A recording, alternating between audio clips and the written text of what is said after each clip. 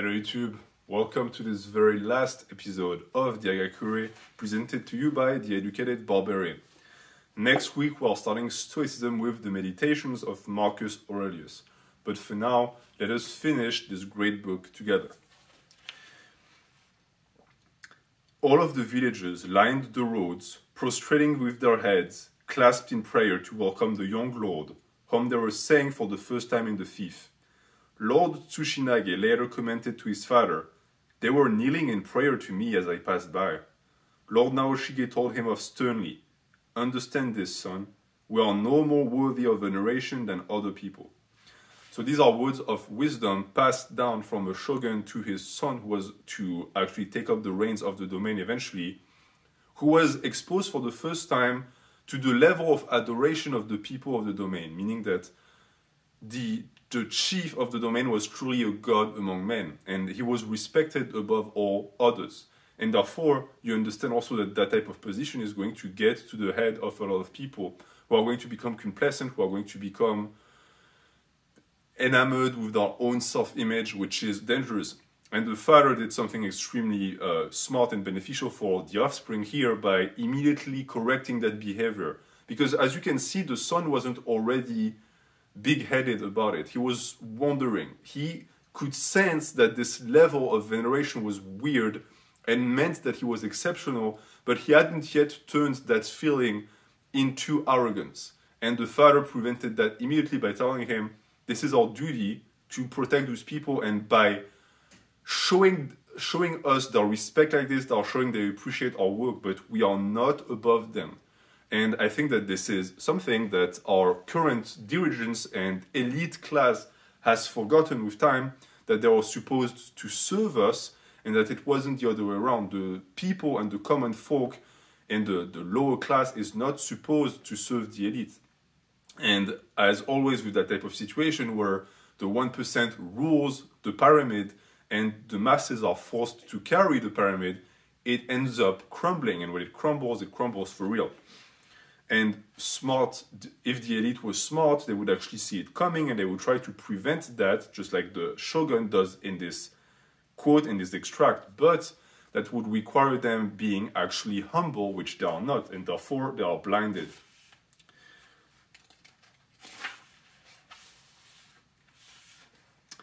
Tannen used to say the following: if a Buddhist monk is not compassionate on the outside and courageous inside, he will never become enlightened in the Buddhist ways. In the case of a samurai, unless he is courageous on the outside and bursting with excitement and great compassion on the inside, he will be unable to execute his duties. Through mingling with samurai, the Buddhist monk is able to understand courage, and conversely, the samurai learns compassion from the monk. So I think this is an important quote because throughout the book, there is a certain level of disdain and separation between the Bushido and the arts, even though Bushido is technically an art. And this could be seen as a clear distinction between spirituality and physicality. But Shoujo corrects the draws here by saying, no, it just simply means that in terms of external value that is presented to the world, the samurai has to be skewed towards physicality and being brave. They need to not let themselves turn into the art type or creative type that is going to exteriorize too much spirituality, because if they do, they are lacking in their duties. And it's the opposite for monks. You don't want the monk to behave like a warrior. They need to behave like someone who is close to God. But on the inside, they need to have that braveness. And this is a way for Shoujo to say, regardless of your path in life, you need to have a strong grasp on the balance of body and soul. You cannot have one and not the other. It's not possible. But you might have, through your trade, through your calling in life, to prioritize one over the other. It does not mean that you are going to completely abandon the other. And I do think that we are lacking in this age this level of stability, meaning that too many people have completely forgotten the virtue and value of the body. Their body is completely decrepit, it is dying, they cannot use it to do anything, and they somehow confuse this state of abandonment with enlightenment, because they think that by prioritizing the mind, they are superior, but in reality, they are inferior. And it's the same for people who only care about the body, who might be vain, and they have a pea brain. These people are also in the wrong. You need a strong alliance of the both values because they can only exist together. And you quickly find that if one value is dying or dead, the other value is going to lose a lot of what it could actually bring you in life because it's not as complete anymore. One cannot advance without great courage. As proof of this, priests are sometimes seen trembling nervously when offering incense at a large Buddhist gathering. It is because they lack courage. The priests need to be incredibly brave to trample down the evil spirit trying to return, and to hoist the dead from the chasm of the netherworld. So this is more examples based on that principle that even to be a monk, you need to be brave, because as he explains, you are the carrier of the torch, you are responsible for the light of this world, and that also means that you are fighting the darkness of the world, and how could you do that if you were not brave? It's sort of the entire idea around that is, you couldn't be a monk if you weren't brave, and therefore if you're not brave and you're a monk, you're not really a monk. You're pretending, and it's the same for samurais, because being a samurai and being on the way takes so much spirituality and ability to self-reflect. If you don't have it, then you're just masquerading as a samurai. You're just an idiot with a sword because you don't have that pureness of mind that allows you to understand what you're ever doing on the way. Nevertheless, monks in the present day concern themselves with trivialities and are wrapped up in becoming docile and gentle, making them unable to realize the way. It is regretful to see monks encouraging samurai to seek enlightenment through Buddhist teachings, transforming them into hopeless wimps. It is a mistake for a young warrior to obsess for Buddhist teachings, as it makes him perceive the world in two contradictory perspectives. A warrior will never achieve anything unless he holds true to a single direction. So the idea that you need to focus on one path only has been expressed before, and it's reiterated here, which of course it's of primal value, as I explained before.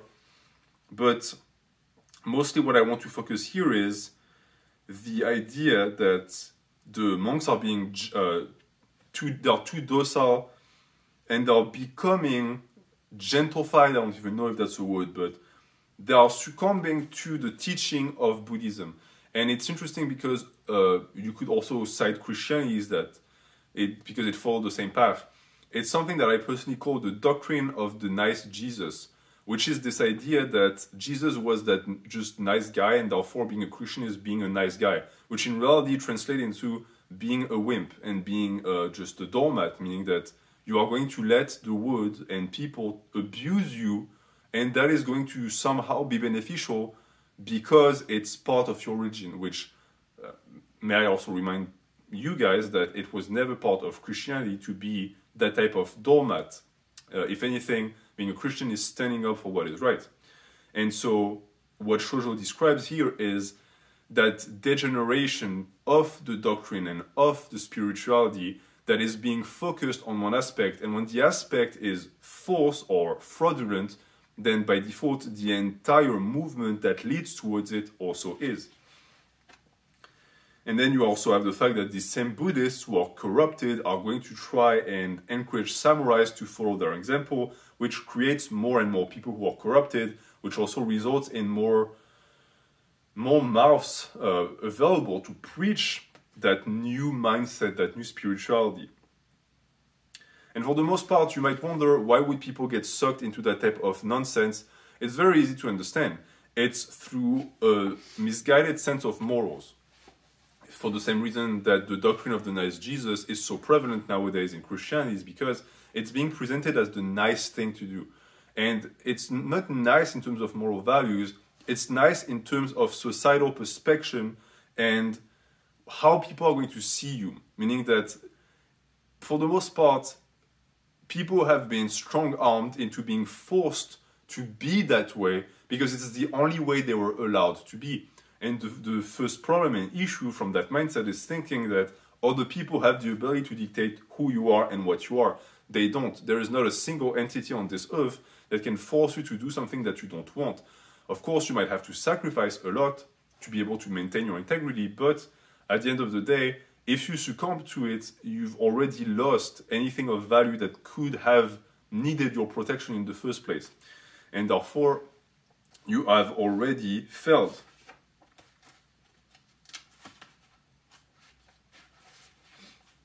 It's actually quite hard to turn the pages with numb fingers. Naridomi Yogo said, attaining victory means to win over one's allies. Winning over one's allies requires defeating the self. To defeat the self necessitates triumphing over one's body with the mind. That is, you must forge your body and mind so that even with tens of thousands of allied warriors behind you, nobody can keep up as you charge forth on your own. So this is an entire system that starts with how to win your allies. You need to defeat the self first. How you defeat the self, you need to train the body and the mind. And in reality, if you think about it, this also could be correlated with the idea that once you have conquered yourself, you have conquered the world. Because the only thing worth conquering is what exists within your mind. And I personally do agree with that. A lot of people are going to think about this in terms of steps, and they'll think that mastering the body and the soul is the first step that leads to others. But I think that Shoujo, with the way he presented the steps here, was incredibly smart. He presented the last step as being that control over the body and the mind, which in retrospect shows that it's the most important one, and not just the most important one, but the only important one, because everything else comes from it. Once you have complete control over this, you have complete control over everything around it, because in reality, things that you interact with are in your control if the vessel that interacts with them is already in your control, if that makes sense. And that also is going to save you a lot of time. If you spend a lot of energy on people and you don't understand why you can't change them, it's because you have failed to do the most important part of the work, which is changing this. Once you change this, the world around you changes too.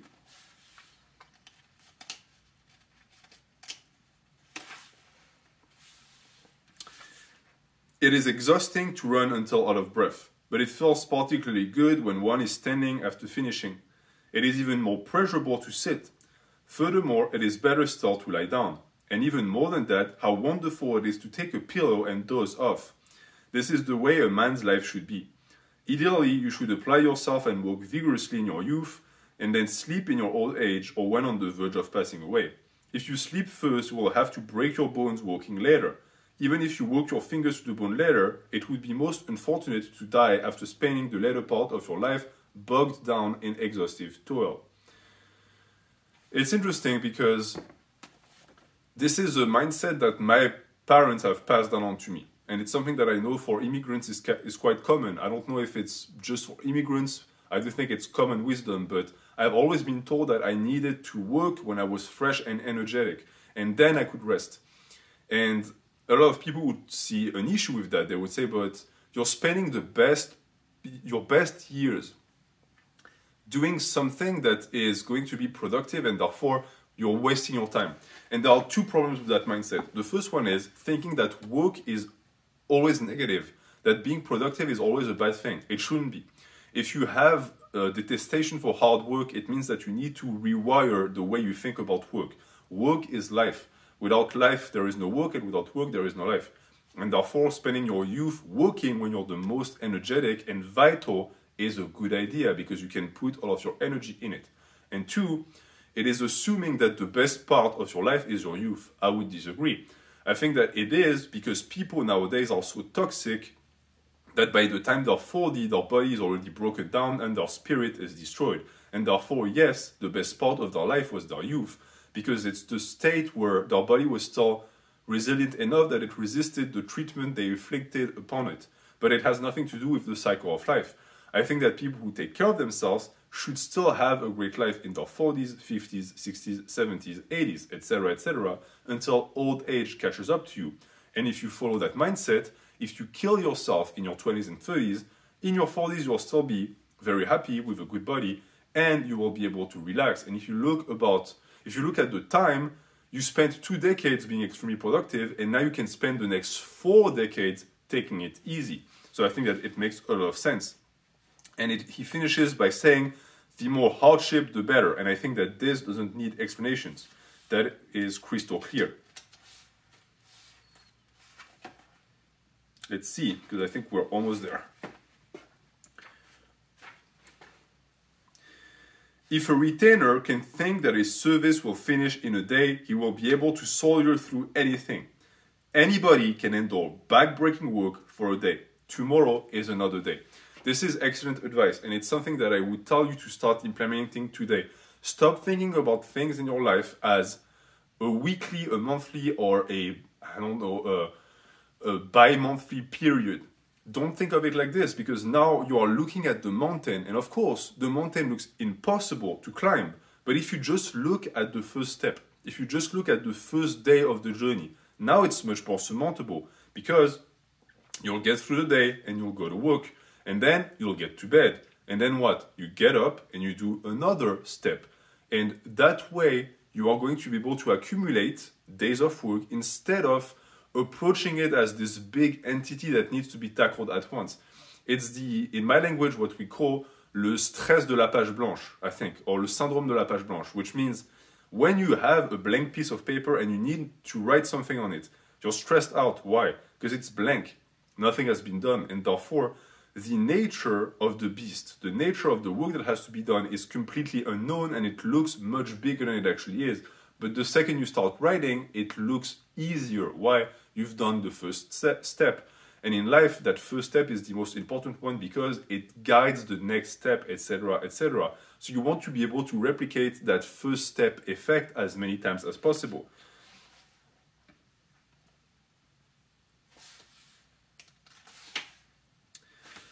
Lord Naoshige commented, "It is wonderful that either is so burly and strong beyond his years. He wrestled some of the attendants and defeated those older than him." Shun replied, "Although I am an old man, let's have a seated wrestling bout with him." He pulled Ida with him and threw him down with force.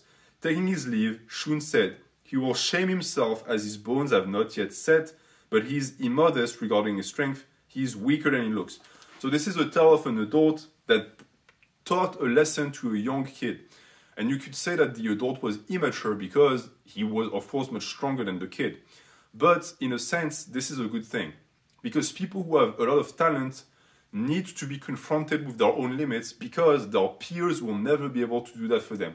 I have met people like this. I have a story about my own person in a certain sport where I was forced to also recognize that I didn't have rivals, and it destroyed me because I could not sense my own limits, and therefore I was getting disinterested because it felt like I had nothing to prove, which was completely wrong, but I couldn't see it at the time. And what he's done here, what that man has done here to that young man is he showed him the peak of the mountain. He showed him that there was more to aspire to, and that could potentially be the difference between someone with talent who wastes away and someone who actually makes something out of their name.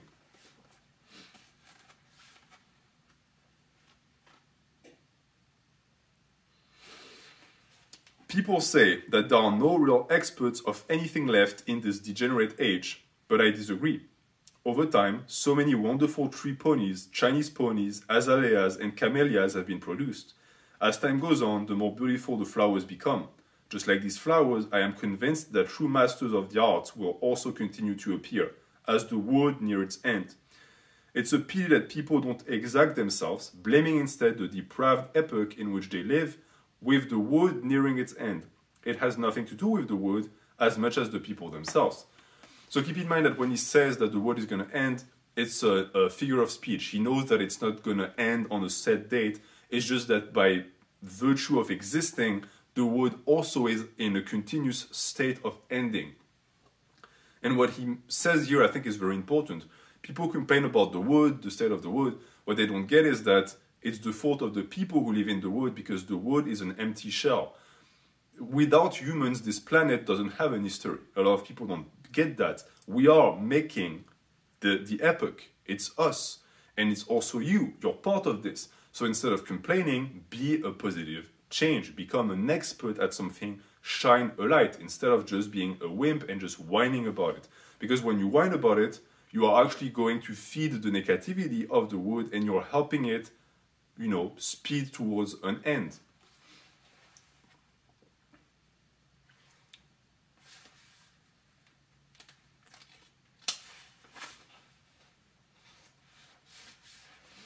Did I skip a page? No. When the priest Osho from Matsushima was traversing through the mountains one evening, he was ambushed by a bandit.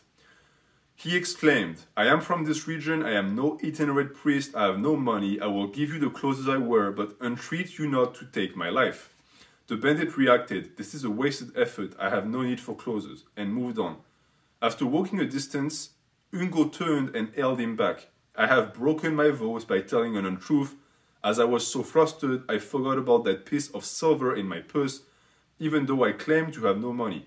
Do not be angry with me. Here it is. Please accept it."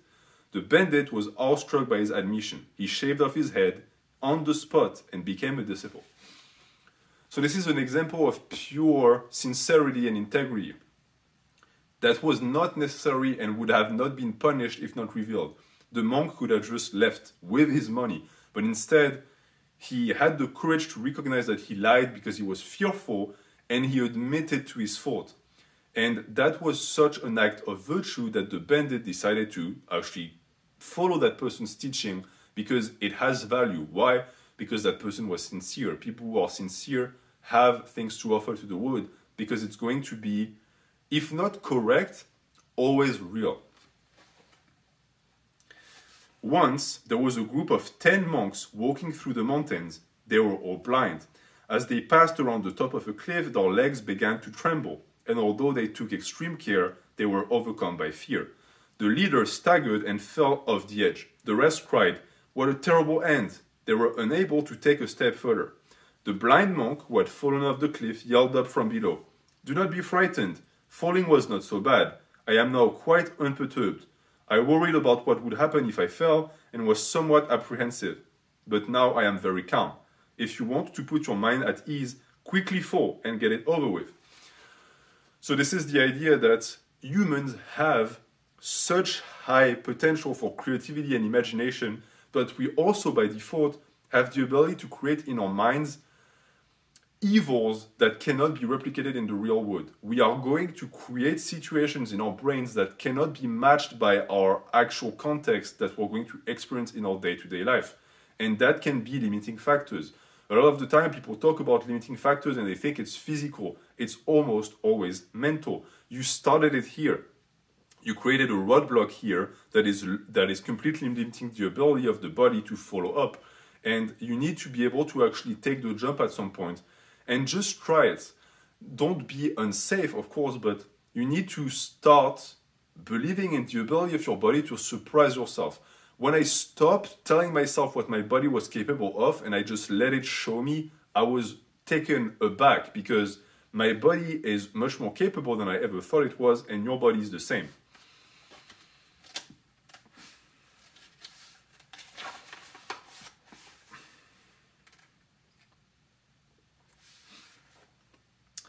Regarding regret, there is nothing worse than having regrets.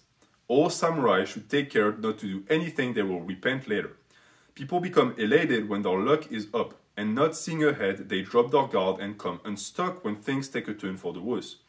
This is a cause for regret. Always remain alert and keep your feet firmly planted on the ground, especially when things are good. Not much to say about that. It's mostly an idea of being on your guard and having the ability to have a strong foresight no matter what happens. And then, and I think this is the end of it,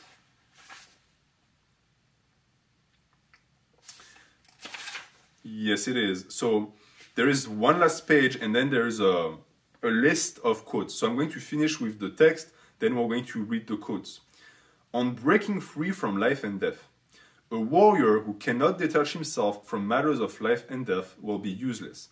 The axiom, anything is achievable through single-minded endeavor, appears to be a form of attachment, but actually means to break free from concerns of life and death. With this mindset, Any meritorious fear and feat is achievable. The martial arts are a vehicle into the way of detachment from life and death. This is sort of quite self-explanatory. I think Shoujo added that at the end of the book simply because it is the key ideology and principle of the way of the warrior and the way a samurai should lead his life. The requisite for speaking is not to speak. If you wish to settle something without words, it can be accomplished without talk. If one is commanded to speak, do so with as few words as possible, so that it sounds reasonable. It is opprobrious conduct to blurt impulsively and superfluously. You will likely be forsaken by others. So that was expressed before, but it's the idea to not utilize your words, which should be a reflection of the mind, to say things that you don't mean, because you're creating a situation where you're teaching yourself that the will and the inside word that is considered by your spirit is not a true reflection of the self. And that is dangerous, as Shoujo explains, because other people can catch up to it. And now, my friends, we're going to say goodbye to the Hagakure, and we are going to end with 20 sentences and life principles that Shoujo puts as the pinnacle of his recommendations for life. And when I end the 20 quotes, I will close this book and we will be done with Bushido. We will be done with this cycle of the Book of Five Ranks and the Hagakure. And because before I close the chapter, I wanted to say I really appreciate you staying with us and staying with me throughout the readings. It was a pleasure to actually analyze and dive deep into feudal Japan and its philosophy. And I'm very excited to start Stoicism with you. So here goes. Young men should not engage in poetry, reading graphic novels, go, shogi, or other such activities that will cause listlessness. Members of the Nakano clan should carry on oaken sword and hone their military preparedness every day. Anything is achievable through single-minded endeavor. Dog skin inside, tiger skin outside. The end phrase of a letter will not wear your brush out. You won't break your back by bowing politely. Be sure to secure even a broiled chicken. Whip even a galloping horse. A man who asks questions candidly to your face holds no malice. A man lives for one generation, but a name forever. Money is there for the asking, but good men are not. A man who feigns laughter is a coward. A woman who does so is prudent. A real man will be able to tell tall tales 7 times in one cho. It is not rude to ask even when you know the answer, but an imperative if you don't. If you can see one direction, you can see 8. If you know one truth, you will awaken to everything. Wrap your will in pin needles. A trustworthy man is a kuzemono. Don't insert your hands in the size of your akama, it is careless. Don't open your mouth and yawn in front of others. Conceal it behind your sleeve or fan. A straw hat or kabuto should be worn with the front part low. When he was dying, he said, "Everyone knows the name of Junemon. It would be regrettable to groan because of the pain." He never groaned until the very end.